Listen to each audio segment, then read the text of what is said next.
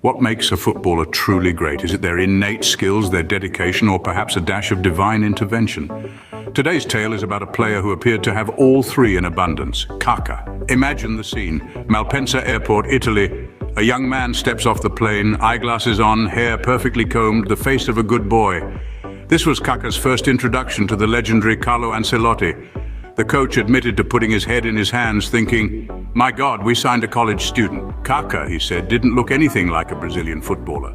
He reminded Ancelotti of a Jehovah's Witness. The skepticism wasn't confined to Ancelotti, however.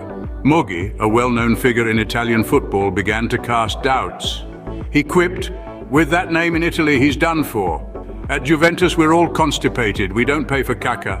But then, Kaka stepped onto the pitch, still jet-lagged from his journey, and the heavens opened. With the ball at his feet, he was monstrous. Ancelotti admitted he stopped talking simply because he was at a loss for words. The Jehovah's Witness, it seemed, was someone who spoke directly with God.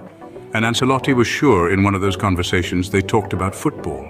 In his first training session as a Milanista, Kaka found himself in front of Gattuso, who gave him a terrifying shoulder barge, but Kaka didn't even lose the ball. Gattuso, in his own unique way, encouraged his new teammate with a gruff, "Just wow." Kaka then played a 30-yard pass, taking even Nesta by surprise, who wasn't able to intercept it. At the end of every training session, Ancelotti and ex-Milan CEO Adriano Galliani would converse over the phone. That day, Ancelotti called Galliani with some news. "Good or bad?" Galliani asked. "Good, very good," Ancelotti replied. "Carletto, are you giving your resignation?" Galliani queried. "No," Ancelotti responded. "I'm staying because we just signed a phenomenon." So what can we take away from Ancelotti's narrative? First impressions can be deceiving.